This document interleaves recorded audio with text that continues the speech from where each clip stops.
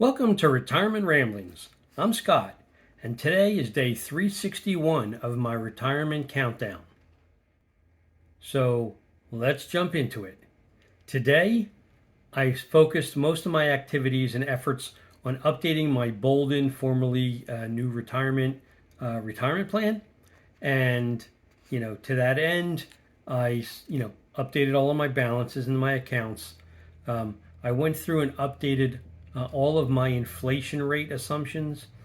And, for me, that meant I had general inflation optimistically at 3.8%, on an average basis at 5.25%, and on a pessimistic basis at 6.68%.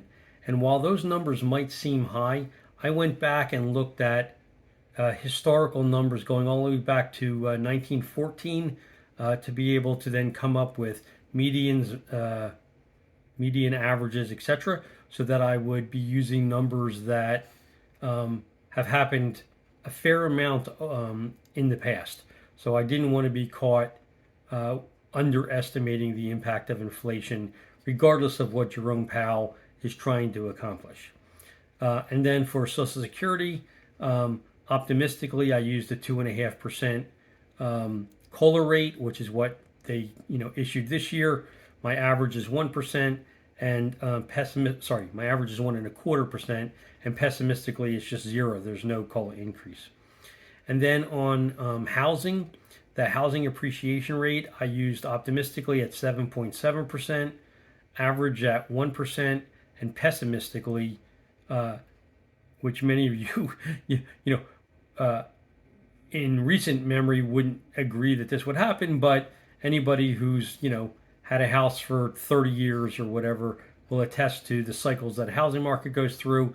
And so pessimistically, I used a negative 5.7%, and again, worked all these numbers off of historicals that have occurred, throughout my lifetime. And then for medical inflation rate, optimistically, I used 5.23%. My average was 6.72, and pessimistic numbers were 8.21.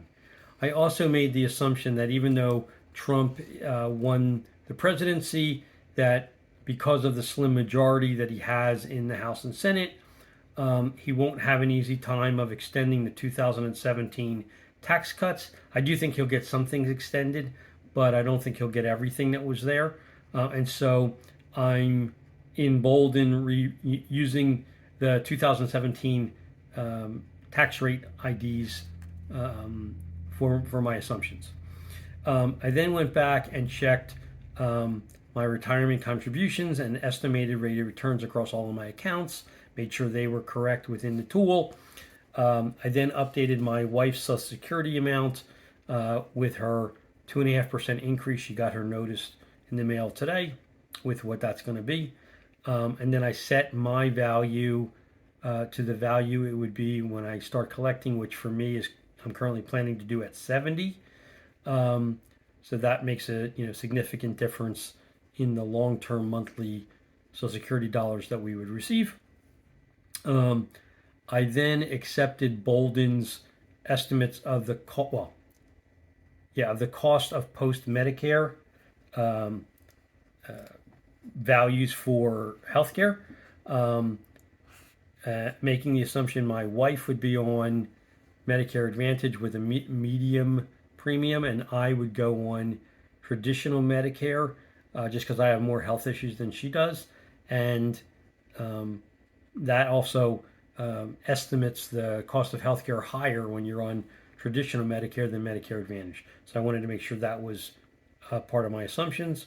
I verified all of my cost estimates for healthcare leading up to going on Medicare. So, what's going to be this year? What's it going to be for the bridge year while I'm bridging over from leaving my employer's healthcare onto the Affordable Care Act prior to Medicare? Get those costs, assuming credits, etc. So I took care of that. I then double checked all our one-time expenses for things like replacing hot water heaters every 10 years starting in 2026, a new HVAC system every 12 years starting in 2028, replacing all our major appliances after 15 years, which for us that would be in 2031, repainting our house every 10 years beginning in 2034. That's because we just did it this past year in 2024. Putting on a new roof every 20 years, which would be in 2036. Getting a new car every 12 years, which for us would put it in 2034. And then, a variety of bucket list trips that we want. So I wanted to make sure all the big ticket items, I had accounted for. And then I spent a bunch of time researching the IRMA brackets for 2025, along with the projected marginal tax rates also in 2025, with the goal of figuring out what's the maximum Roth conversion we could do without triggering an IRMA event and without going into the next marginal tax bracket. And so, which would impact us in 2027. And so, based on the back of the napkin math that I was doing today, until I get all of the tax forms in, which will occur over the next 60 days, I'm thinking that we can move about 18% of the money that my wife currently has in her traditional IRA over to a Roth IRA, pay the money for the taxes in 2025, and then, minimize, because she's older than me, minimize the required minimum distributions that we would need to do later on. And again, we'll also know whether Trump was able to get the tax rates lowered or maintain a lower tax rates after 2025 before we have to make the final decision. But that's kind of where we were.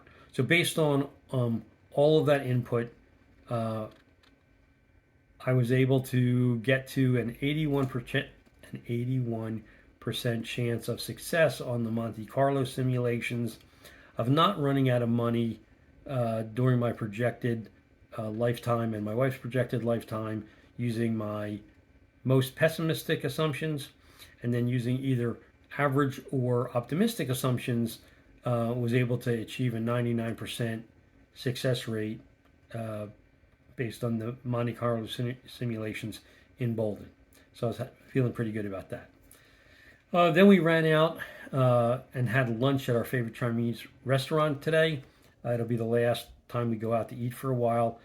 I'm planning on jumping back onto the carnivore diet tomorrow, and so I won't be going out to eat anytime soon.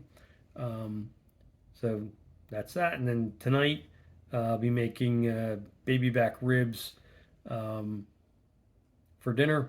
So, again, trying to get some things done food-wise before we jump onto, the more traditional carnivore diet. So anyway, that's the update for today. If you have any questions, comments, leave them in the comments section down below, or drop me an email at myretirementramblings@gmail.com. Otherwise, I'll talk to you tomorrow. Take care.